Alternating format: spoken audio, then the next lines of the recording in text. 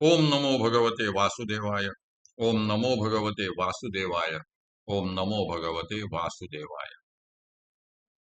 ओम ज्ञानाय नमः. साथ ज्ञानेश्वरी दिवस 255. अध्याय 11. विश्वरूप दर्शन योग. श्री गणेशाय नमः.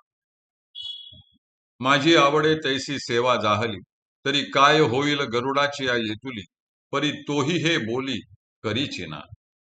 मी काय सनकादिकाहुनी जवळा, परी तयाही नागवेची हा चाळा. मी आवडेन काय प्रेमळा, गोकुळीची ऐसा.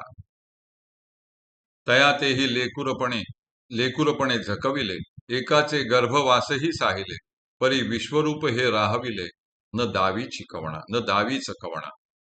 हा ठायवरी गुज, याची अंतरीचे हे निज, केवी उरावरी मज, पुसो ये पा. आणि न पुसोची जरी म्हणे, तरी विश्वरूप देखलिया विणे, सुख नोहेची परी जिणे, तेही विपाये. मला आवडेल तशी माझ्या हातून भगवंताची सेवा झाली असली, तरी ती सेवा काय गरुडाने केलेल्या सेवेच्या बरोबरीची होईल काय? पण एवढी सेवा करून देखील त्या गरुडाने विश्वरूपाविषयीचे बोलणे कधीच केले नाही.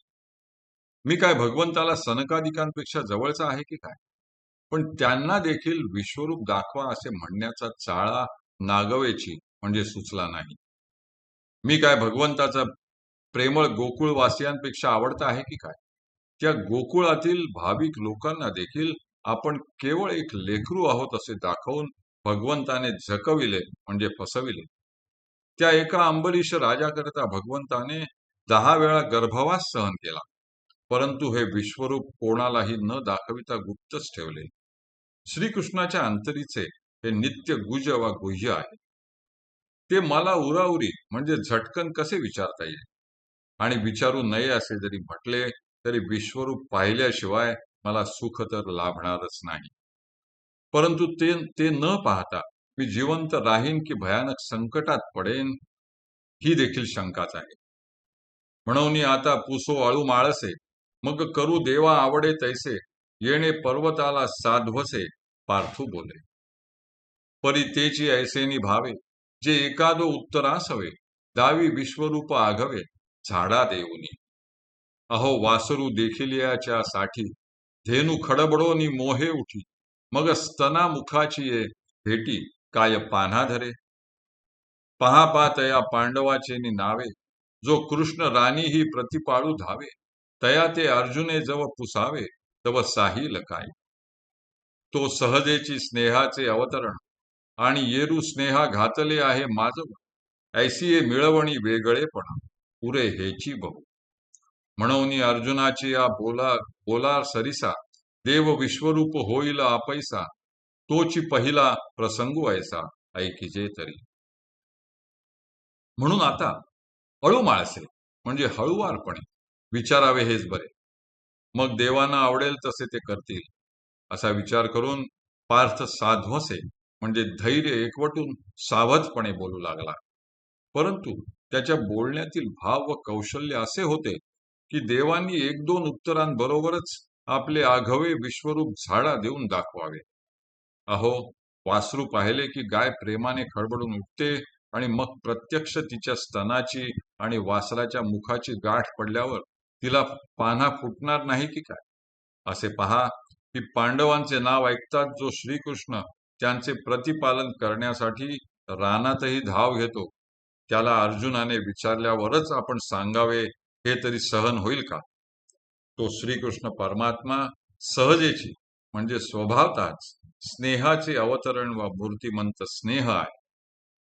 आणि येरू म्हणजे त्या स्नेहाला अर्जुनरूपी माजवण म्हणजे उत्तम खाद्य घातले आहे. अशा त्या दोघांच्या ऐक्य भावात त्यांचे वेगळेपण उरले आहे हेच खूप झाले. म्हणून अर्जुनाचे बोलणे ऐकताच देव आपण होऊन विश्वरूप धारण करतील. तरी आता आरंभीचा तो प्रसंग ऐका. अर्जुन उवाच. हे भगवन, त्वया मदनुग्रहाय अध्यात्म सन्नितम यत् परम गुह्यम वचः उक्तम तेन अयम मम मोहहा विगतः. अर्जुन म्हणाला, भगवंता, माझ्यावर अनुग्रह करण्याकरिता अध्यात्म नामक अत्यंत गुह्य ज्ञानाचा तुम्ही मला जो उपदेश केला त्याच्या योगाने माझा मोह निश्चेष नाहीसा झाला आहे. मग पार्थू देवा ते म्हणे, जी तुम्ही मज कारणे वाच्य केले, जे न बोलणे कृपानिधे. जे महाभूते ब्रह्मी आटती, जीव महदादीचे ठाव फिटती, ते जे देव होऊनी ठाकती, ते विसवणे शेषीचे. मग पार्थ देवांना म्हणाला, हे कृपानिधे, जे अनिर्वाच्य आहे व गुह्य आहे ते तुम्ही माझ्याकरिता बोललात. ज्यावेळी पंचमहाभूते ब्रह्मामध्ये आटती म्हणजे विलीन होतात आणि जीव महदादी तत्वांचा ठाव ठिकाणा लागत आणि जीव व महदादी तत्वांचा ठाव ठिकाणा लागत नाही, त्यावेळी आपण जे ब्रह्मरूप होऊन ठाकता ते शेषासह सर्वांचे अखेरचे विश्रांती स्थान आहे. हरिः ओम, हरिः ओम, हरिः ओम. हरये नमः, हरये नमः, हरये नमः.